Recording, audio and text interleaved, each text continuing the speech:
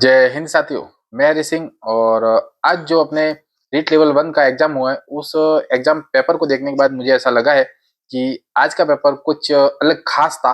एक तरह से अपन कहे कि अधीनस्थ बोर्ड के द्वारा जो पेपर बनाए गए अभी तक के उसमें सबसे डिफरेंट पेपर इसको अपन कह सकते हैं, जिसके अंदर वन लाइनर से ज्यादा ही तर्क और वितर्क वाले प्रश्न ज्यादा थे। एक तरह से अपन कहे कि बहुत सारे प्रश्न ऐसे थे जो बहुत विचारणीय थे, एक तरह से सोचने वाले थे कि अपन इसमें क्या सोचे। जैसा कि पैटर्न है पेपर का कि 1 मिनट के अंदर एक प्रश्न अपने को करना है, तो उस हिसाब से अपन देखें तो ये पेपर थोड़ा लेंथी ज्यादा था। ठीक है, यदि अब इसकी और बात करें अपन, तो यदि जिसने पेपर सॉल्व किया है उसको ही पता होगा पेपर का जो लेवल था वो कैसा है, और एक तरह से कि एग्जाम हॉल का प्रेशर उसके ऊपर कैसा था। तो दोनों ही चीज वो खुद समझ सकते हैं, हमारे कहने से ज्यादा वो खुद समझे होंगे। ठीक है, अब इसमें ये बात है कि जिसने ये पेपर किया है, जिसने एक एक प्रश्न डिटेल के साथ दिया है, या कह सकते हैं कि जो प्रश्नों को अच्छी तरह से पढ़ कर दे रहा था उनका पेपर छूट गया है। क्योंकि मुझे बहुत सारे मेरे स्टूडेंट ने मैसेज किया है कि हमारे पेपर रह गया है, कुछ प्रश्न रह गए जिनको हम नहीं कर पाए, अंत में उनको हमने ई ऑप्शन करके गोला भर दिया है। अब बात यह है कि जिन्होंने पेपर पूरा कर लिया, क्या उन्होंने वो प्रश्न सही से पढ़े थे? ठीक है, और जो प्रश्न सही से पढ़ रहे थे उनका पेपर खाली रह गया, छूट गया।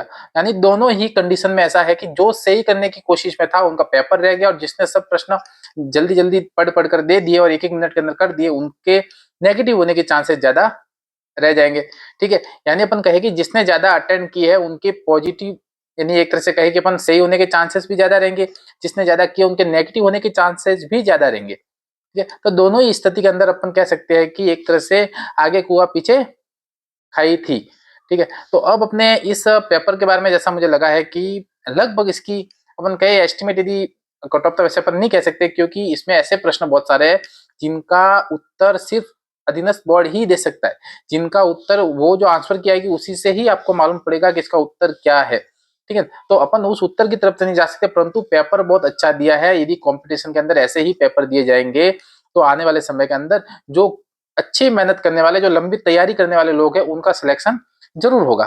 ठीक है, तो 65-70 के आसपास भी यदि आपने पेपर को अच्छी तरह से अटेंड किया है, यदि 30% प्रश्नों को छोड़ दिए होंगे मैं कहूँ, और कट कटाकर यदि 70%, 65% भी आप अच्छे ला रहे हो, तो आप इस एग्जाम के जो सिलेक्शन की दौड़ में आप रहोगे। इतना भी अपन नहीं कह सकते कि पेपर सरल था, परंतु हाँ, मॉडरेट टू टफ की तरफ अपन कह सकते हैं कि मध्यम से लगाकर हाई लेवल का जो पेपर है उसके अंदर इसको गिना जा सकता है, क्योंकि कुछ चीजें ऐसी ऐसी टफ थी जो अपन सोच भी नहीं सकते थे। ठीक है, कुछ तो ऐसे प्रश्न थे, 10 से 15 प्रश्न जैसे मैंने देखे कि उसमें ऐसे प्रश्न लगे थे कि एक तरह से वो मधुमक्खी का छत्ता है।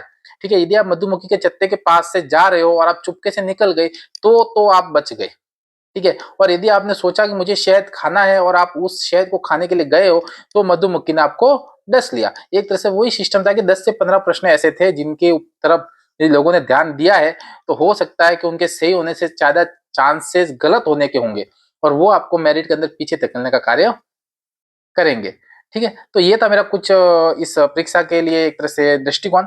आप मुझे कमेंट बॉक्स में जरूर बताएं कि आपके क्या तरीके थे परीक्षा में पेपर सॉल्व करने के, कैसा रहा आपका पेपर, और क्या आपका अनुभव है वो मुझे आप कमेंट बॉक्स में करके जरूर बताएं।